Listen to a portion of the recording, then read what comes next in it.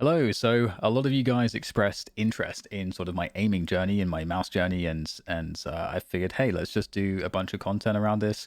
And it's super easy for me to obviously just like push the record button and show you guys what I'm up to. So, first things first, what are we training with? I'm using the Maya still, and I'll be probably trying to give this like a really solid shot for over the next few weeks to really see if I really genuinely like it and feel like it does solve some of the problems I was looking to solve with a different shape. But for the comparison's sake, this website's quite nice, eloshapes.com. It allows you obviously to see relatively the size differences between the shapes, but there is definitely more nuance, and you can't really beat getting the mouse in your hand and feeling the shape firsthand. For example, here it actually looks like the GPX Superlight and the Maya are actually the same width, but the grip, the I would say the effective grip width for me definitely seems kind of different, I gotta say. Obviously it's going to be hard to see on the camera, just like me looking at it just using the eye test. Again, you can't, it's definitely hard to tell on the camera, but just using the eye test, because of the way that the Maya kind of slopes slightly inwards, it does feel like it looks more narrow, and it feels a lot more narrow. And that could also potentially be because the GPX is just larger in hand. So, and as I have smaller hands, it's much easier for me to get my hands sort of around with my claw around the Maya to get more of a controlled grip on the sides. So whether again, like, it doesn't feel like it is the same width at all, as it does suggest here with the dimensions on Elo shapes, but maybe that could also potentially be somewhat to do with the size of my hand as well. And this is, again, it's why you can't really beat just getting the mouse in your hands. So anyway, that's what we'll be playing with. And we'll be doing the Voltaic daily improvement method. I covered it very briefly in the previous video.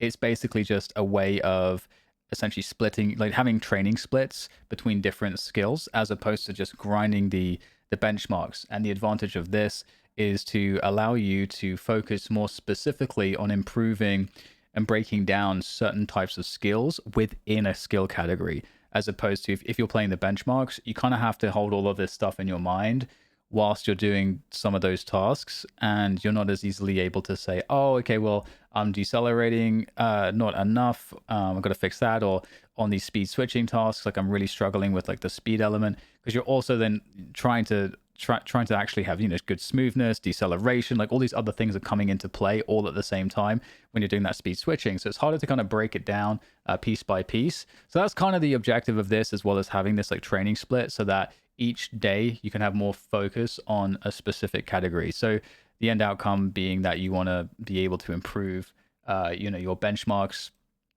And I didn't show my benchmarks this time, but I'm in the intermediate realm. So I will be using an intermediate playlist, and I haven't even downloaded this one yet. This is how kind of raw this is. So hopefully this works and doesn't just crash, because that would suck considering I've just been recording this video. So it is currently downloading. So that is a success. That doesn't always work.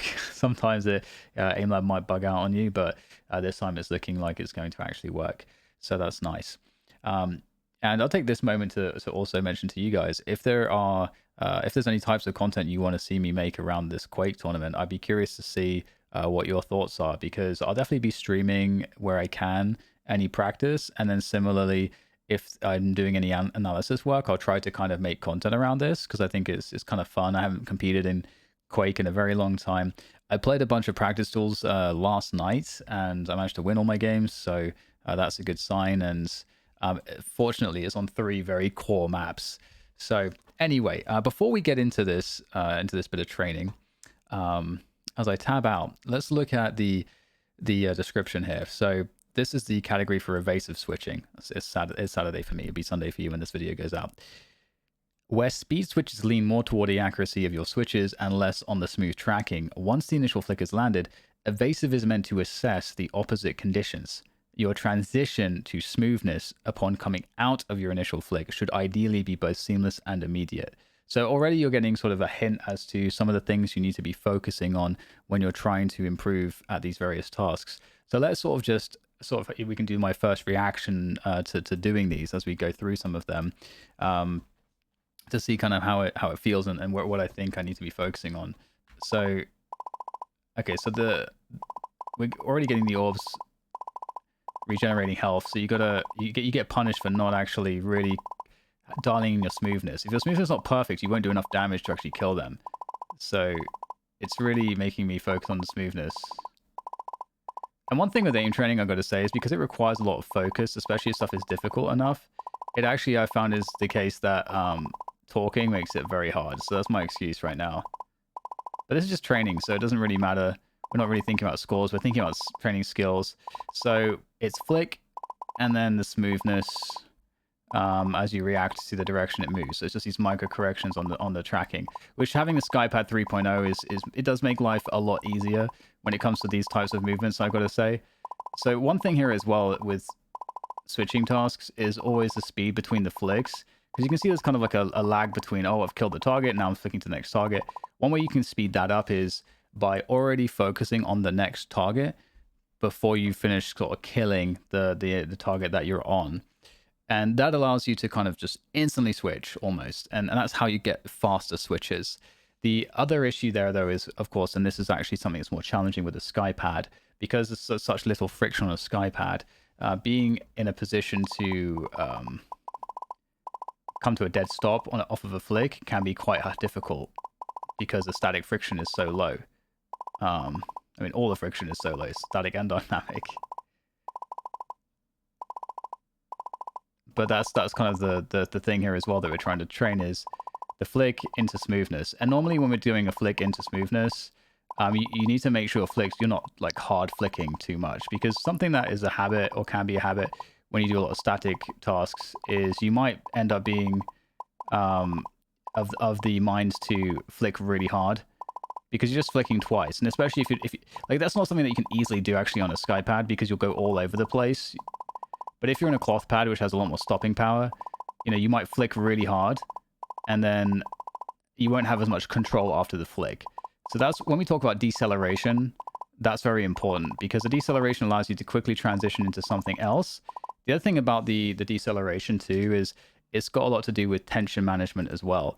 Because if you're too tense when you're flicking between these targets, when you land on the target after a flick and you're trying to switch into like smooth tracking, that's going to be very difficult. And this will be more challenging, I would say, if you're actually playing with a cloth pad. Because a SkyPad, it's very easy to make, these smooth micro adjustments in terms of tracking because there's so little friction. But I would say that's a lot harder with a cloth pad where there's more friction. At least I tend to find that to be the case. Either way, being aware of what's going on in terms of these different skills and techniques is really important.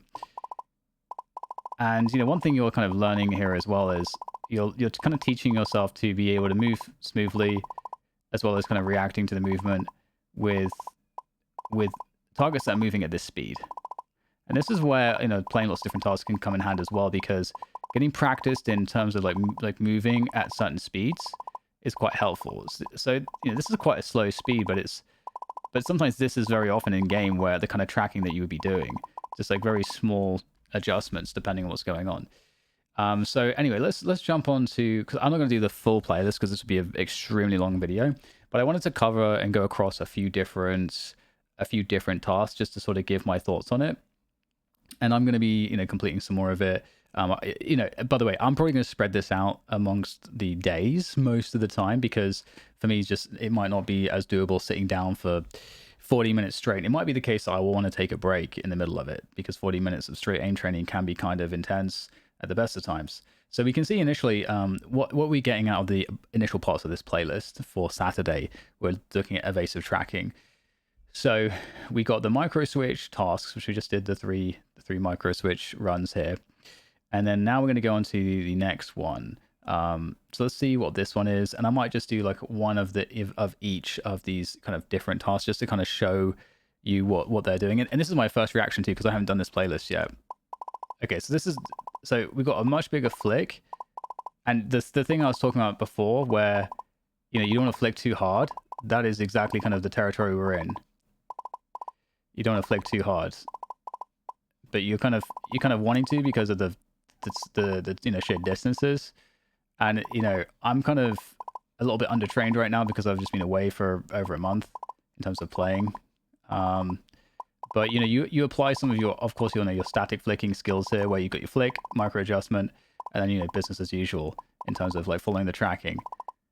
So definitely looking a little bit ugly for me now. I can tell on these, which is an indication of my lack of comfort with my very fast sensitivity on this more static flicking skill sets.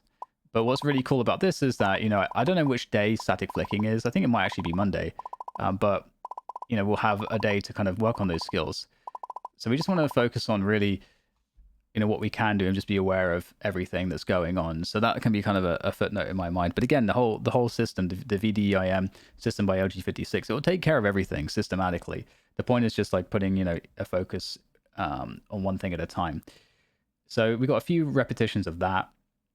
So again, it's very similar to the first task, but you're just adding in these bigger flicks. So it's more about, hey, are you able to kind of just have a big flick where you're going to want to use a lot more force, but then you decelerate. You're practicing that deceleration so you can have that smooth tracking, micro tracking. So let me go into the next one, regen spheres. Let's see what we got here. Okay, so, okay, everything is behind me. I was like, where is everything? Okay, so this is like, you're going to be focusing on the smoothness, but you're having to, and the smoothness is like so key because as you can see, it's going to lose regain HP. So you're forced to be smooth whilst you stay on the target. And one thing that's important about something like this is that a lot of these benchmark tasks will actually have it be the case that, let me change my posture here. It'll be the case that if you leave targets with HP on these tracking tasks, it really serves to just really mess up your score, because now you have this target with low HP that could have been a new target, which you could have stacked in like, with the next target you're flicking to. So you suddenly lose a lot of value and time. So you really want to be able to avoid that as much as you can. So this one's interesting because, of course, you're having to laterally track and you're having to maintain the smoothness. So one thing, you'll be thinking about is, how can I maintain the smoothness? What am I struggling with? Well, it might be the case that I just had a skypad thing happen. I just got some like dust or something, like something under the sensor. Or rather, sorry, under the mouse foot, and it just like starts scratching. Gotta hate that. But yeah, you have to figure out basically, okay, well, what of these skills am I struggling with? What am I asked to do here? And you need to be able to find a way to switch between the tasks, find that smoothness, and that's really, what it's all about. So this one's pretty straightforward in that sense. I'm like running into all these mice that I have on my pad here.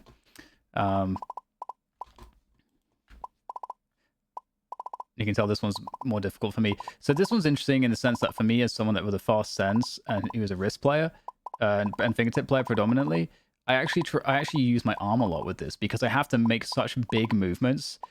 And arm tracking is, fine in terms of accuracy. So it's a skill that I was like, okay, I got to develop this because if I can have this kind of tracking available for me whenever I need it, it's going to allow me a lot more consistency in areas where, because these targets are moving so far right and left so quickly. If I was to use my wrist, I would be very limited, and I would suddenly be unable to kind of get good scores because I will be struggling with like losing my stability pretty constantly. Because let's say I'll just try my wrist right now. It feels like pretty decent in terms of the accuracy because wrist is just definitely more familiar for me, but it overall feels a bit more uncomfortable, and I feel like I would benefit from training more of the arm movement. So that's what I'm like, okay, I'll focus on the arm movement because I think overall that'd be more efficient because I have to move my mouse quite a lot here. And if I'm just like stuck with my wrist, it's going to be, maybe I'm like moving towards the left and now my wrist is in this position where it's all the way over to the left. And what if I have to like now flick more to the left? Like, what do I do? Do I just try to go neutral first and then use my arm, or like then wrist flick it? Like, it starts to get a little bit complicated. But if you're using your arm, it doesn't really matter where you are. You always have the ability pretty much to kind of meet the demand of the task. Okay, so we just did that one. Let's move on to another one here. So that was the regen sphere. So next is the control. So let's see what this one is going to take us through in terms of some skills that we'll be focusing on. Okay, so we've got, it's not just lateral movement. Now we've got these orbs going all over the place. So this is gonna now, ask you questions of your tracking. And again, like having the arm here is really nice, because what I can do is I can actually, what I'm doing is I'm using my arm, but I'm also using my fingertips here. So that if the orb is going in like a weird kind of direction, I get this like really small like micro correction with my fingers. And that's something I'm training with this, which for me as someone who's a fingertip player is very helpful, because my fingertips are getting into the action in terms of like providing me accuracy, something that I'm good at with the fingertip aiming. But I'm also combining it with all that arm tracking we were just talking about. So we've got these two techniques that are kind of starting to be combined at once, to kind of like benefit you. And what's really nice again with the arm thing is that if I have an arm flick, what's really cool is that I get to instantly start using my fingertips to start having those micro adjustments. So that allows me to have like really good accuracy, because the arm's doing that heavy work of that big flick, and then I get that sort of the micro correction of my fingers. My arm can do a big flick to something else, and I'm never losing that consistency. I'm always in this kind of neutral grip place, so I'm always able to handle anything. Whereas again, if you're kind of in this place where you're just overly, using a wrist or fingertips, you'll get into spots where you're not going to be able to reset and be able to be ready for every orb as it comes to you. Okay, so we did the control one. Let's do the varied one. Okay, so let's see what this has to throw at us. So we've got the vertical movements again. The targets feel like a little bit smaller, I think. I'm not entirely sure.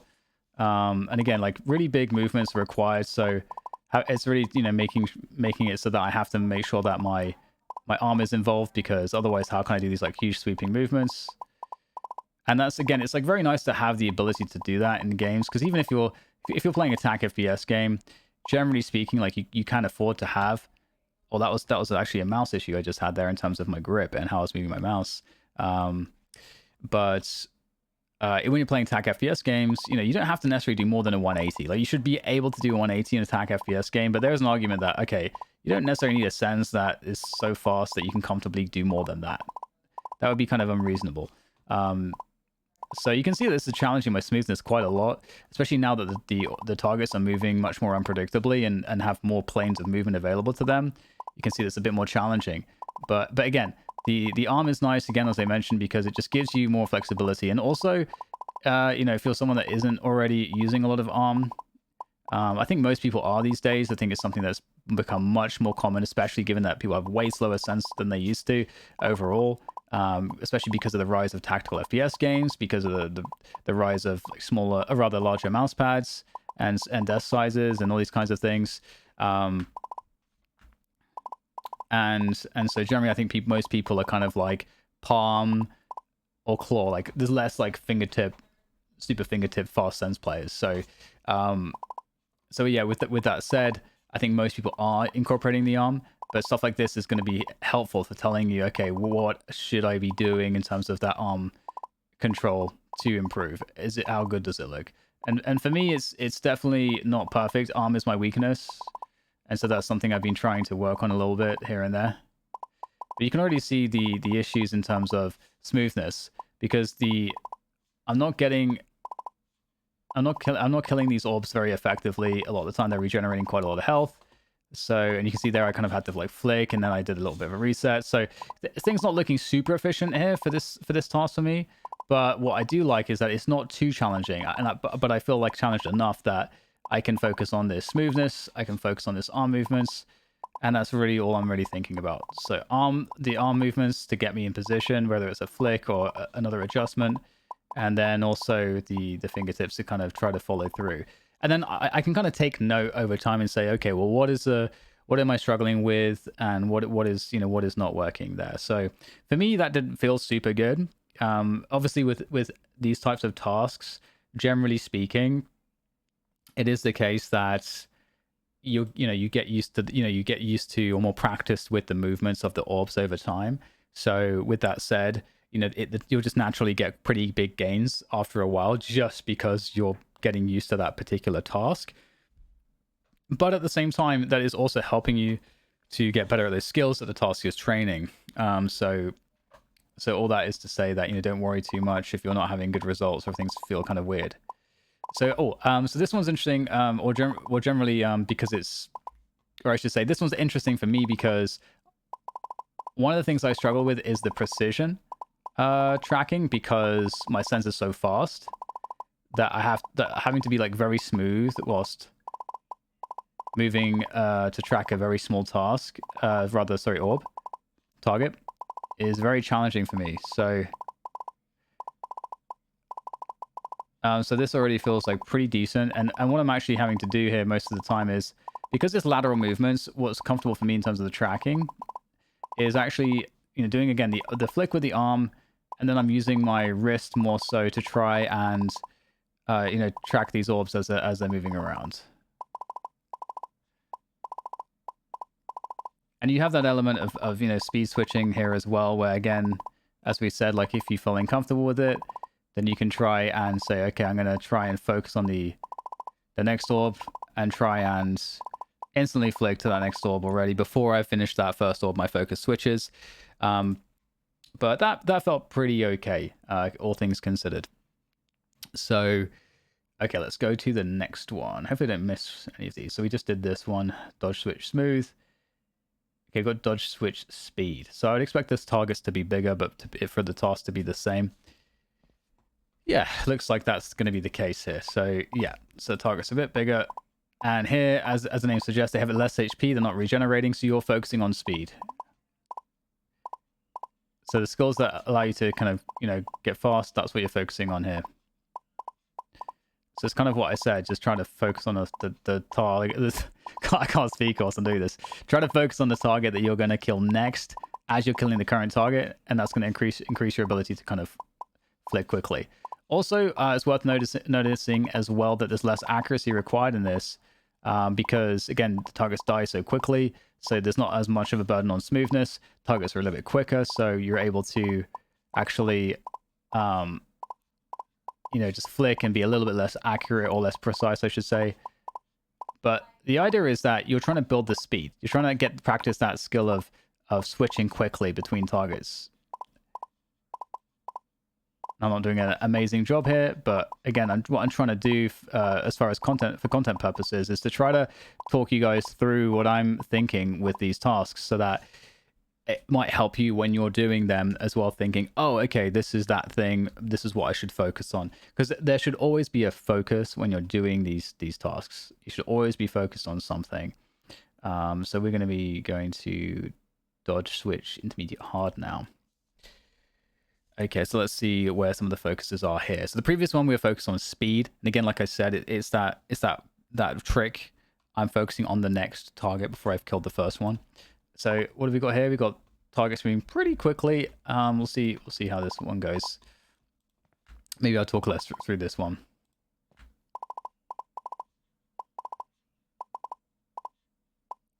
So far with the Maya, I found that my flicks are a little bit off, I should say. And you can already see, by the way, where the lack of smoothness is causing problems for me here. Again, we're not doing these for score. We're doing these for training purposes, so we get our better scores in the benchmark. So trying to use the previous thing that I talked about of if it's a vertical movement for me, what I'm doing is I'm flicking my fingers. Generally speaking, depending on if it's like straight up or down. If it's a little bit to the left or right, I'll probably be using my my arm and my wrist a little bit more. But you can see where I'm struggling a little bit here. It's in the smoothness in most cases. The initial flick isn't too much of an issue. Like I said, though, it is an issue for me with the Maya in general so far as a new mouse, that the initial flicks aren't as great for me as they would be with the Starlight 12, which I'm very used to. So that's okay. Okay, I hope I'm not skipping any, but I think we just did... this is the next one. Okay, dodge switch intermediate. So let's like jump on this one. So we got something pretty similar here. Restarting a few times because I'm just like, I'm in the habit of just restarting right now.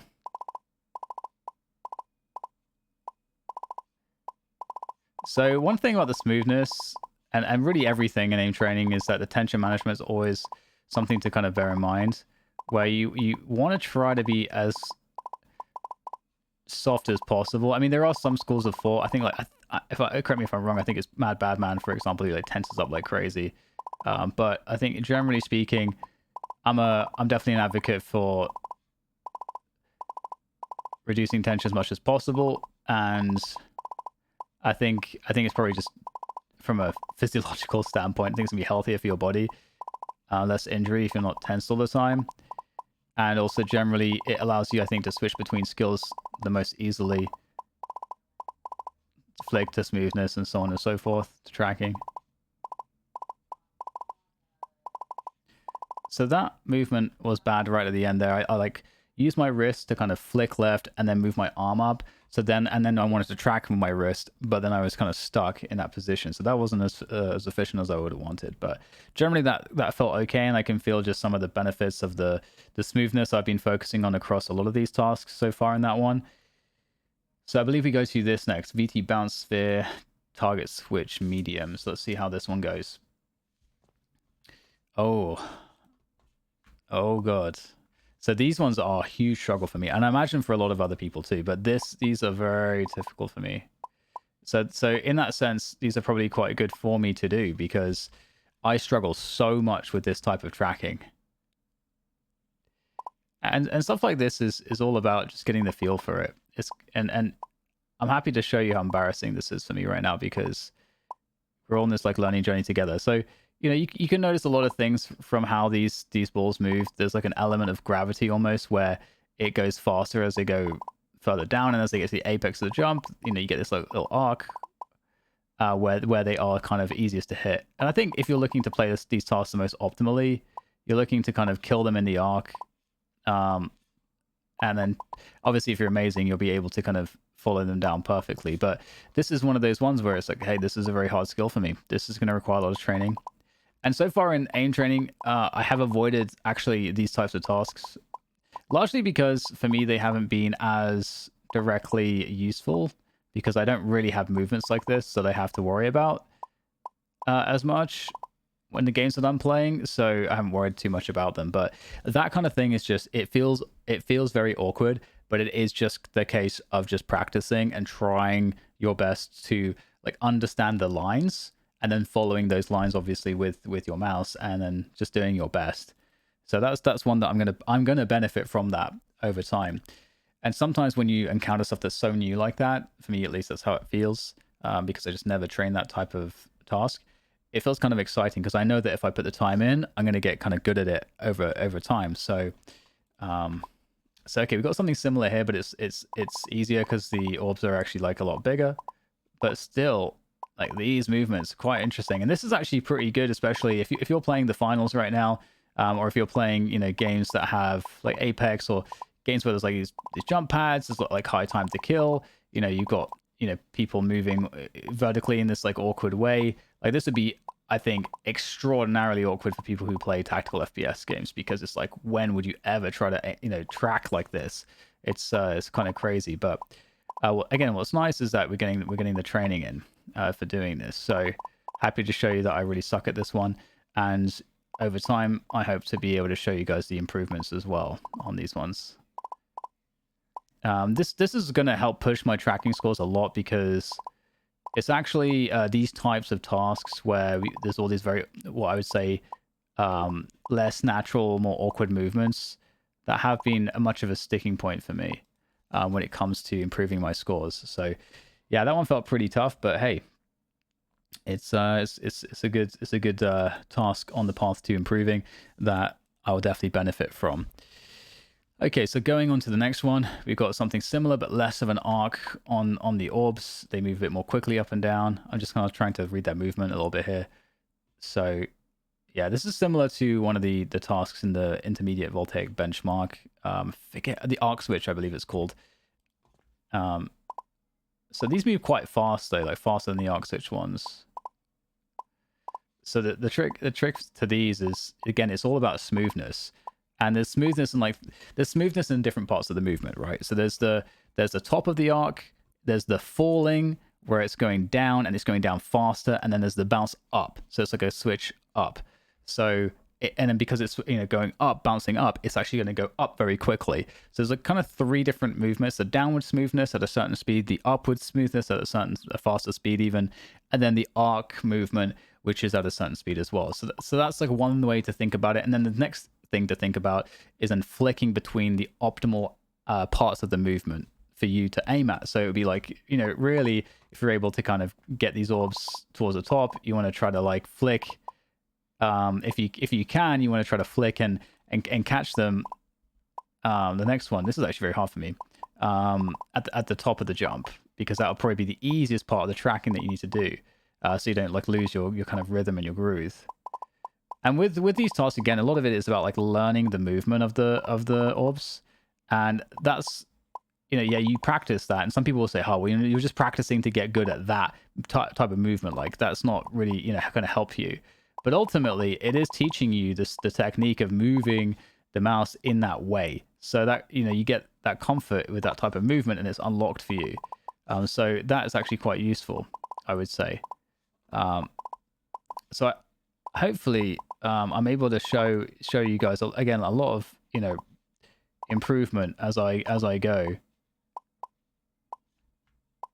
Because the interesting thing for me too is, you know, I have pretty good aim in a lot of these games, but the benchmarks I found really expose all of the areas that I don't have good aim, where I'm like, whoa, what do I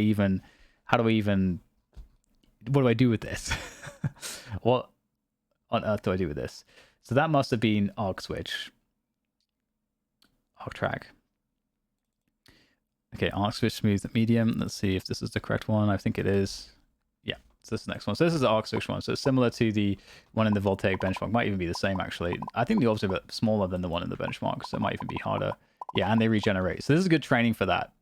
So it's kind of like what I talked about, where you're kind of flicking between them, and you want to try to be able to be good at these different parts of the movement. And so because what we're doing here is we're actually just trying to learn the smoothness. That's what these regenerating health bars really encourage you to do, is to nail the smoothness. So we're not thinking about, okay, how many targets can we kill? We're thinking about, let's try to follow these targets and really nail that smoothness down, and not move on to the next target until you've nailed that smoothness.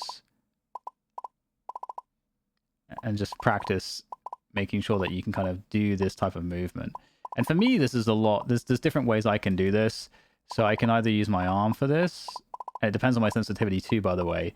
But because I'm using a really fast sense, I'm like, okay, using my fingertips to kind of do the up and down tracking movement.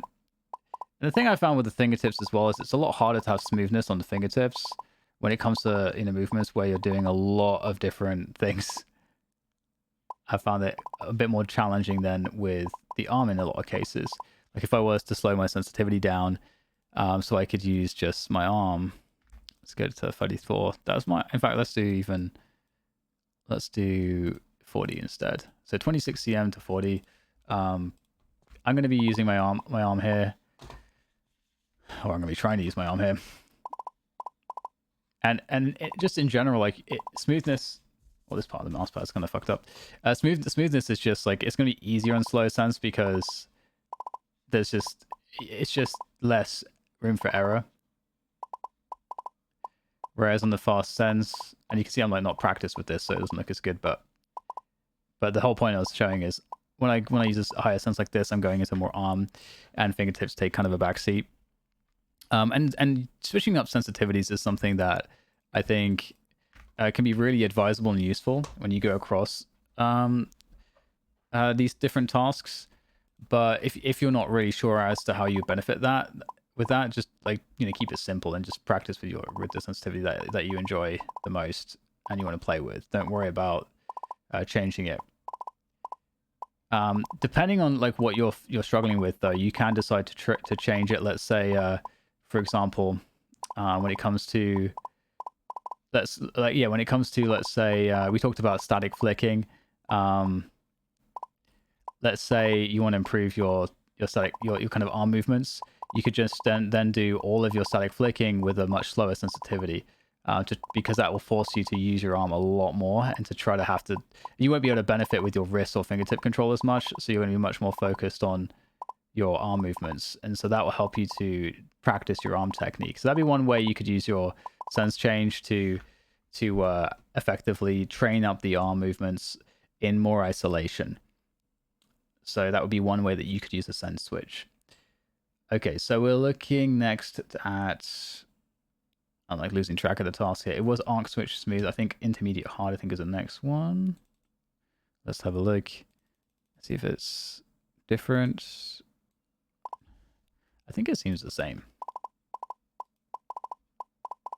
So it's worth noting that I actually got master score on this in the benchmarks. It has, as I said, it's been like quite a long time since I actually played, so that has a lot to do with my rust.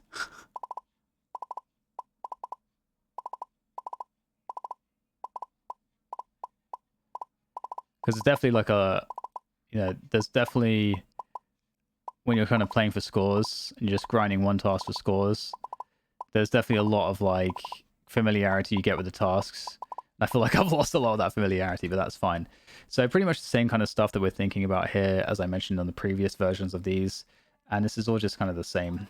Until I think finally we're now at what is the one that's actually in the benchmark. This is one that's actually in the benchmark. You can see that already that the targets are actually like larger than the ones you've been training with. And so it's like, even though I looked like terrible on the previous ones, this looks like much more competent because, hey, I've been doing the smoothness, we've been doing the tracking, we've been doing like all of this flicking between targets, we've been using like way smaller targets, we've been doing all kinds of different smoothness at different speeds, so suddenly it just feels like way better than, although that wasn't very good, it feels way better than it may have done before. And so you get to do a little bit of a run on some of the tasks that may have been an issue for you. I'll see if I can actually see if I can get a run here. Let's see if we can do something with this.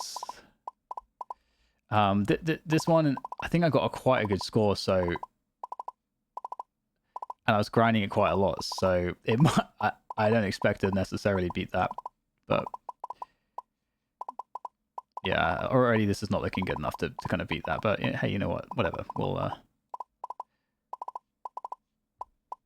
smoothness is everything with these tasks. It's just absolutely everything, because it means that it makes everything so efficient. It means that, like, okay, when I put my mouse on one target and when I'm hitting it, it dies as quickly as it could possibly die, and that allows you to switch to the next target as quickly as possible.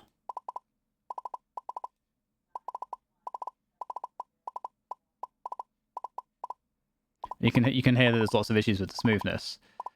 So that makes me feel really good about all of the tasks that we were kind of practicing with, because all the tasks that we're practicing with have this quantity to them where they're really helping me to kind of dial in on these different skills, and they're actually making it harder in many cases.